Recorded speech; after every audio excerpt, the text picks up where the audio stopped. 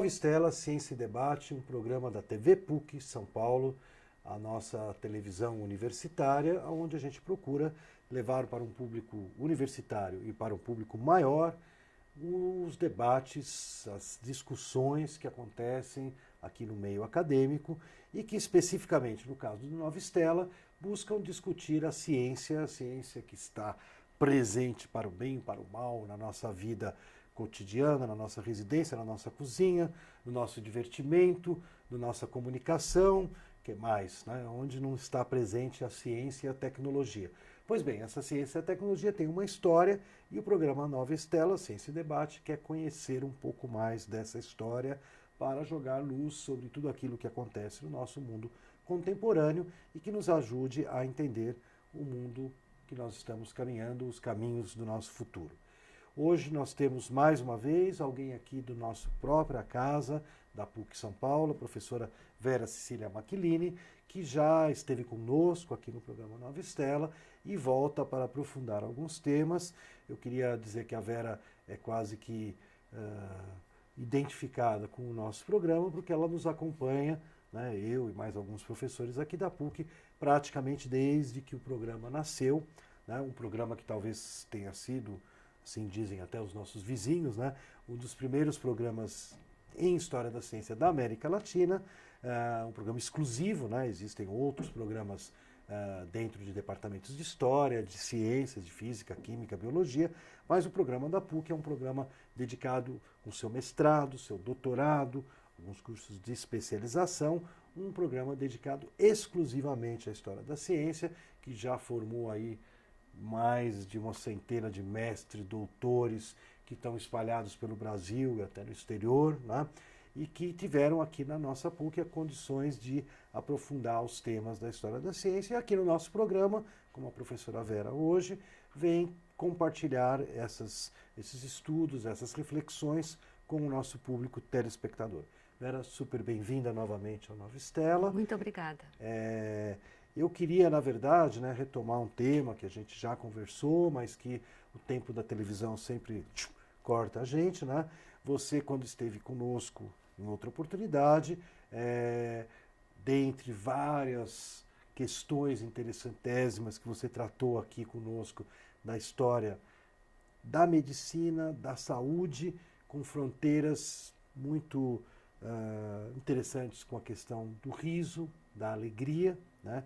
Temas que muitas vezes o pessoal hoje em dia já nem imagina fazendo parte de um corpo científico, de um corpo de reflexão do conhecimento. Você aprofundou isso, nos levou até a Grécia Antiga, né? Quer dizer, é um passado muito longínquo, onde várias questões e vários temas que nós vamos poder aprofundar e rever apareceram. Mas um tema que não houve tempo hábil naquele momento foi justamente algo que eu contei para você, que nas minhas andanças aí, além da história da ciência, né, da Nova Estela, eu tenho trabalhado há um bom tempo com incentivo à leitura, né? Afinal, se a gente quer ter ciência, se a gente quer ter educação, tem que chegar uma hora nesse país onde a leitura se torne, né? Nós somos primeiro lugar aí no futebol, quer dizer, já fomos, né?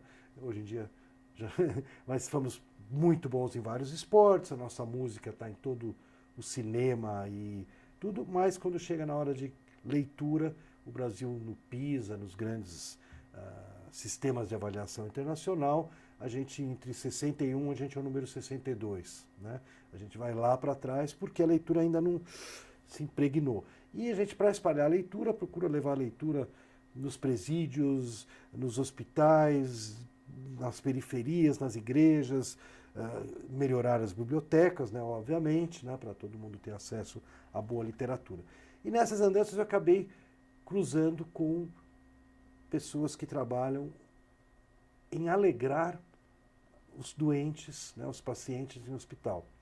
Especificamente em algum hospital do câncer, que eu estive câncer infantil, eu tive a oportunidade, na mesma hora que nós estávamos promovendo a leitura, levando aqueles carrinhos, né, com rodas e um monte de livrinhos nos quartos, onde não só o paciente podia ler, mas o seu acompanhante, né, então você acaba atingindo a família.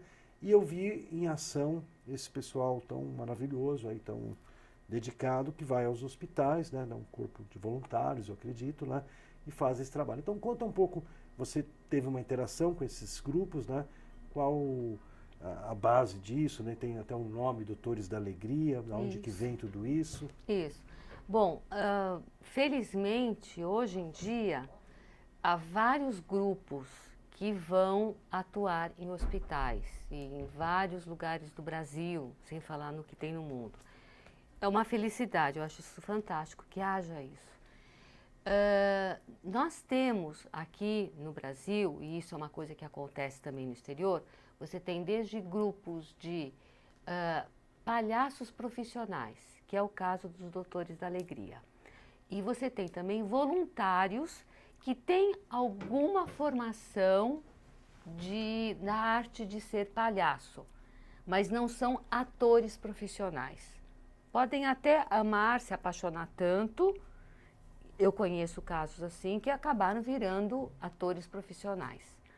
Mas então nós temos esse tipo, voluntário, que é amador, digamos, na arte de palhaço, e até profissionais na parte de artista e que vão atuar em hospitais, que é o caso dos Doutores da Alegria. E no caso, já comentei, da última vez que eu estive aqui, a felicidade que não é o nome Doutores da Alegria, por conta do Doutor da Alegria ser um dos doutores que é destacado no regime de saúde de Salerno, que originalmente foi escrito no século XII, mas esse a gente não tem... Século XII. Nossa, antigo. Mas o que nós temos disponível, o que nós temos disponível é o do século XVI.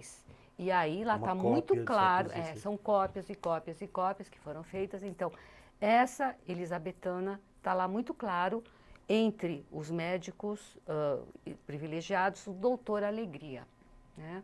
Quais que eram os 3 doutores para o nosso Doutor público? Dieta e Doutor Descanso. Doutor Descanso, Doutor Dieta e Doutor da Alegria. Doutor da Alegria, exatamente. Que são destacados como, na verdade, é uma figura simbólica, né? Logicamente, é uma ideia assim para as pessoas, de modo geral, porque é um regime. Sendo regime, digamos, o público-alvo é qualquer pessoa, né? Então, vai ser destacado, quer dizer, num regime que é indicado para toda e qualquer pessoa, dieta, o que você vai comer, e a ideia de você descansar e a ideia de você se alegrar. E você vai ter também, isso começando no século XIII, XIV, XV, XVI, os concilia. Concilia são, quer dizer, conselho, e geralmente eles eram redigidos não para o público em geral, mas eles eram redigidos para pessoas nobres que encomendavam um regime específico para eles. Então, pessoas da igreja, nobres, senhoras também da realeza. E nesses concilia, curiosamente, em vários deles, eles citam a ideia de ler histórias engraçadas. Ler histórias engraçadas. Muitos desses concilia têm essa ideia. E existiam histórias engraçadas para serem Sim, lidas? havia, se escrevia, se publicava no sentido, evidentemente, você está falando de manuscrito, né? Uhum. Mas havia... Circulavam manuscritos com histórias engraçadas, isso você tem de muito tempo. Tem até coleções que foram publicadas dessas histórias engraçadas, piadas do século XVI e antes mesmo. Evidentemente, você lê aquilo lá hoje e você fala, qual a graça? Mas é porque a questão do que é engraçado muda conforme a cultura e conforme a época. Uma curiosidade minha, Vera, se você não souber, não tem... A palavra piada vem do piar do passarinho ou não? Não tenho ideia. Não tenho ideia. Porque você sabe que a palavra tweet, né? Eu sou muito twitteiro aqui dos computadores, um tweet é uma piada. Mas não uma piada engraçada. O tweet é uma piada que o passarinho pia. Uhum. Por isso que o símbolo do Twitter é aquele piu-piu. Uhum. Né? A gente chama em português piu-piu. Né? Nos Estados Unidos é tweet-tweet. Uhum. Por isso que a piada é um tweet. Uhum. Né? E eu estava pensando outro dia se a palavra piada da brincadeira, da alegria, né? Do rir, né? Também viria de você fazer... Porque uma piada tem que ser curta, né? Sim. Não pode ser uma A piada. ideia, sim, tem que ser uma rápido, história tem que longa, ser né? rápido. O timing é muito importante. O timing é muito importante. Agora, eu honestamente não sei de onde vem o termo piada, porque do latim você vai ter o iocus, o ludus, são outros termos, né? Agora, voltando ao Doutores da Alegria e aos hospitais, né? E essa presença desse pessoal, né? Ela tem algum lado da saúde, efetivamente, ou é apenas um... Você entende? Quer dizer, alguma coisa... por exemplo, hoje em dia participo de movimentos, até voltando ao Twitch, né? Que, por exemplo, tem um negócio que chama Doe Palavras. Então, você entra num site que fica andando lá um espaço com frases que você também coloca.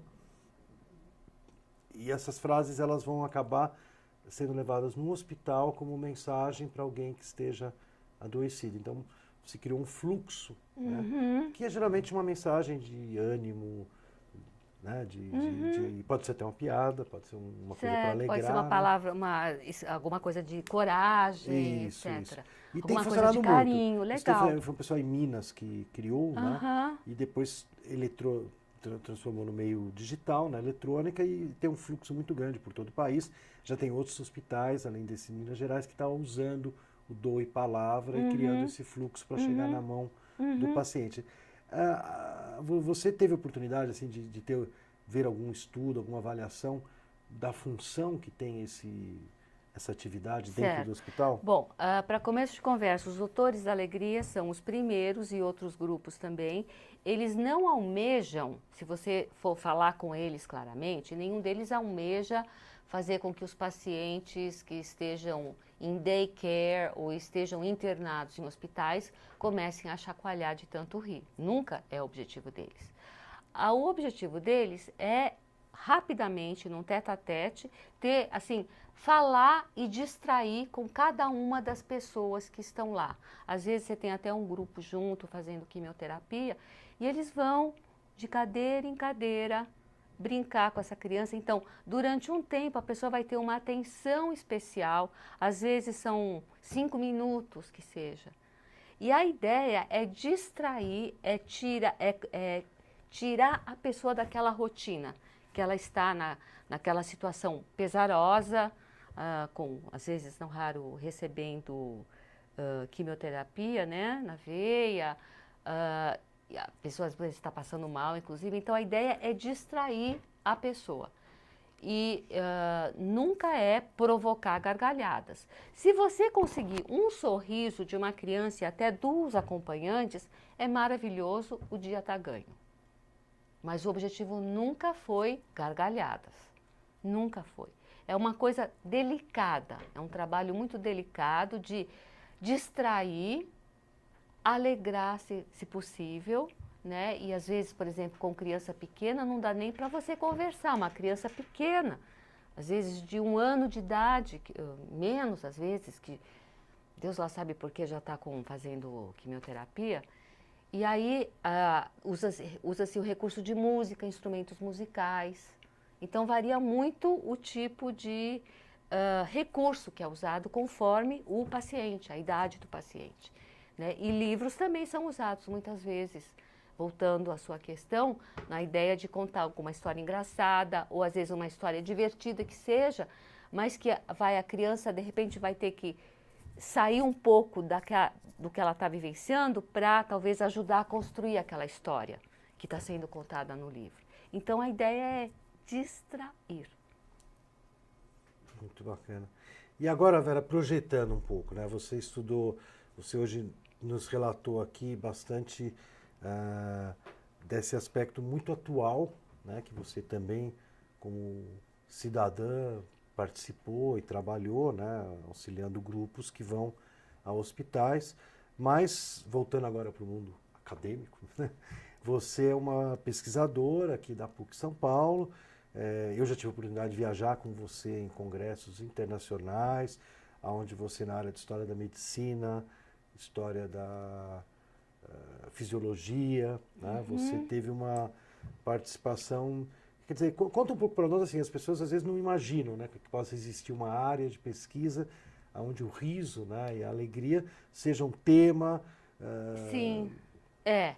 Bom, uma experiência que eu vou tentar resumir, mas que foi muito interessante, o meu doutorado sanduíche eu fiz na Johns Hopkins, lá em Baltimore, que é um hospital super famoso e que tem todo um centro de estudos em história da medicina, uma biblioteca fantástica também, né? Então lá eu fiz o meu doutorado sanduíche de mais ou menos 4 meses. E teve o bibliotecário, um dia ele não se conteve, ele me vendo correndo para lá e para trás, para lá e para lá, carregando um monte de livros. Ele vendo que eu trabalhava mesmo, né? Ele falou, mas escuta, você ganhou uma bolsa do governo brasileiro para estudar o riso, né? O cara riu. Eu falei, sim, sim. E essa questão que eu achei legal ele ter colocado, essa dúvida que ele ficou, porque geralmente não seria um assunto sério, né? E no ano seguinte ao meu doutorado sanduíche, eu resolvi apresentar um trabalho justamente na American Society for the History of Medicine, onde muitas pessoas da Johns Hopkins, do Centro de História da Medicina, participam, apresentam trabalhos. Eu apresentei o meu trabalho, foi antes inclusive da minha defesa. Porque eu fiz questão, falei, não, eu quero mostrar. E foi muito legal que depois que eu terminei minha apresentação, vários deles, inclusive o bibliotecário, veio e falou, Vera, parabéns, de fato é um assunto bárbaro, muito interessante. E você teve em Johns Hopkins na tua bolsa sanduíche do doutorado? Do doutorado, isso. Interessante. Lá eles têm um grupo de história da ciência com uma boa documentação. Na Johns Hopkins, eles tinham antes um centro de... Baltimore, só para localizar para o nosso público, fica perto de Nova York? Fica relativamente perto de Nova York, é mais perto de Filadélfia, né? Mais perto de Filadélfia, mais para o sul de Nova York, né? A gente lembra por causa do cinema, que tem algum pessoal que pega o trem de Nova York e vai para Baltimore. Isso. E lá acontecem algumas histórias, crimes, filmes preto e branco. Baltimore teve alguns casos assim de assassinatos que não foram resolvidos, né? E qual era a pergunta mesmo? Desculpa, você estava falando do... Ah, sim, sobre a Johns Hopkins. Então, eles têm um centro de História da Medicina e um outro centro, num outro campus, já afastado do hospital, onde seria a parte de História da Ciência e da Tecnologia. Poxa. E agora eles juntaram isso, já faz bastante tempo. Um pouco depois que eu estive lá foi em, acho que 94, 95. Eles depois fundiram por conta justamente da questão financeira. Então, já na época que eu estava lá, havia já namoros. Você ia participar de palestras, às vezes no campus próximo ao hospital, às vezes você ia no outro campus. E agora eles estão fundindo todos isso por uma questão econômica. Bacana.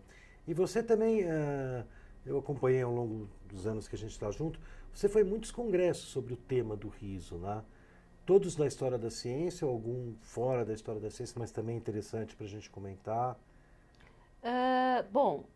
Além de história... Era uma grande viajante assim, pelo mundo. Né? Além de história da ciência, congressos de história da ciência, eu participo de vez em quando, faz algum tempo que eu não participo, de uma sociedade dedicada a estudos de humor. É International Society for Humor Studies. Uau! Quer dizer que é uma sociedade que já existe há algum tempo. Eu sempre provoquei a Vera dizendo que ela ia lá para ficar rindo, mas acho que não é verdade. Não, né? Então, tem esta e tem outras. Tem na França também, tem um grupo, o Corum, que também é dedicado a estudos de riso, cômico, né? E também tem nos Estados Unidos uma sociedade especializada em estudos de humor luso-hispânicos.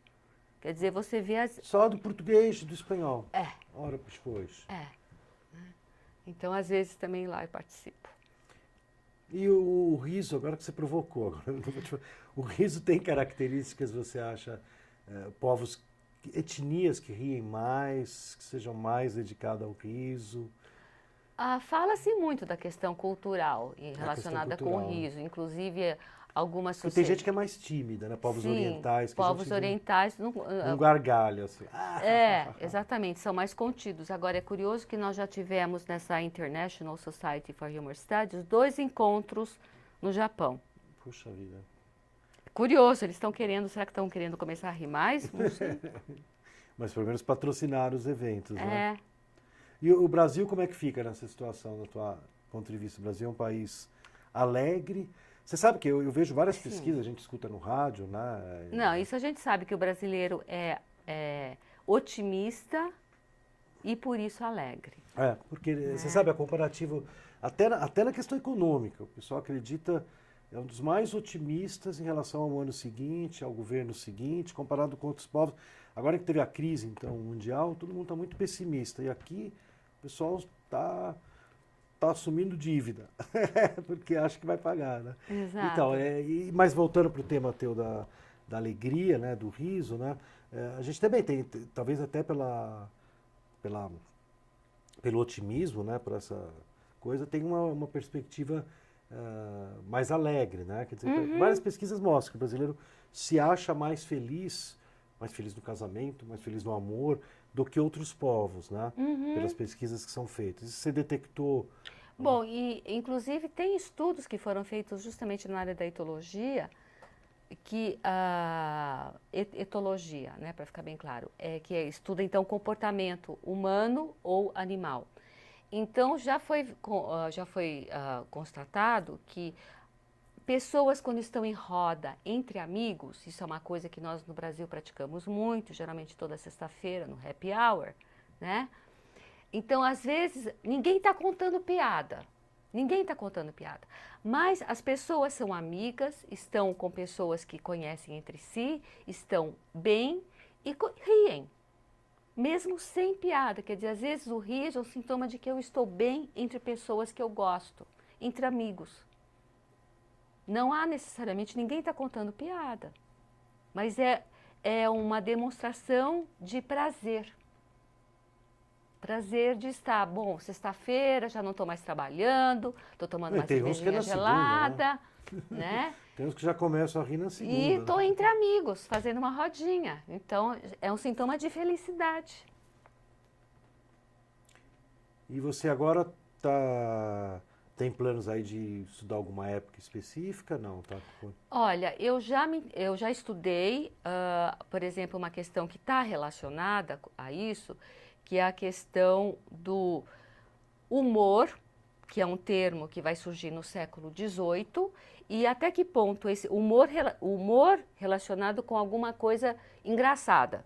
Porque o humor, a gente tem os 4 humores antigos, que é uma coisa muito antiga. Mas então, o humor que vai surgir, que é cultivado pelos ingleses como alguma coisa que é engraçada, mas não é muito engraçada, está ligado com a doutrina dos 4 humores? Então, eu já estudei também isso, evidentemente está relacionado, mas é uma história nada linear, é uma história bem complicada, começa lá pelo século XVI, quando vai se usar o termo humor para dizer para uma pessoa que ela é afetada, tem comportamentos estranhos e bizarros. E aí vai uma história muito intrincada, e aí vai chegar no século XVIII, como o humor é uma coisa típica dos ingleses. Então é uma história não só médica, como política. O humor britânico. Exatamente, que tem a ver com a ideia do humor britânico, né? Que é uma coisa que é cultivada na Inglaterra pós-revolução, junto com a ideia que é fortemente cultivada depois da Revolução Inglesa, onde os ingleses praticamente se mataram entre si, foi uma coisa muito feia. Até os ingleses reconheceram isso, então aí começaram a cultivar a tolerância. Então esse humor do século XVIII está ligado com o cultivo da tolerância também. Uma mudança de atitude cultural. Isso. Que acaba refletindo na relação com o riso e com exatamente. O humor e com a alegria. Tanto que o humor no século XVIII, hoje em dia é sinônimo de riso praticamente hoje. Mas no século XVIII era alguma coisa sério-cômica. Veja, contida. Não poderia ofender ninguém, senão as pessoas iam logo começar de novo a revolução. Então era uma brincadeira contida para começar a praticar um pouco de tolerância. Né? Nossa, impressionante a quantidade de questões que se relacionam com o estudo, com a história do humor, do riso, da alegria, E eu acho assim muito enriquecedor você trazer para o nosso programa, porque existem alguns temas que são mais tradicionais e esperados da gente encontrar no mundo acadêmico, no mundo da ciência, né? E, na verdade, o riso, o humor, as paixões na alma, assim, às vezes são vistos como algo distantes da história da ciência. Bom, eu queria agradecer muito a professora Vera Cecília Machilini e espero que a gente tenha a oportunidade de voltar com novidades aí das suas viagens e interações com tantos grupos, tanto práticos como teóricos, que se dedicam a questões tão animadoras como o riso, né? Eu sou uma pessoa que gosta de acordar e dar um sorriso, então, e tem gente que fala que isso deve ser extremamente positivo, porque o ânimo vem por aí, né? E quando eu vou ao hospital, eu já antes de conhecer doutores e outros grupos da alegria, eu sempre procurei ser um palhaço dentro do hospital, porque eu percebi que isso aí faz bem para todo mundo, inclusive para mim que estou palhaçando lá dentro, né? Então, muito obrigado a Vera e o programa Nova Estela se despede, mais uma vez esperando que os nossos debates aqui na PUC São Paulo, trazidos através da sua TV, da TV PUC, possam ajudar outras pessoas, né, pelo São Paulo, pelo Brasil afora, a entenderem melhor aquilo que a gente chama Nova Estela, né, estrelas que apareceram no céu e que revolucionaram a maneira da gente entender o mundo, o universo, a natureza, a matéria, e que novamente a gente tenha outros embalos e outras aceleradas de ideias.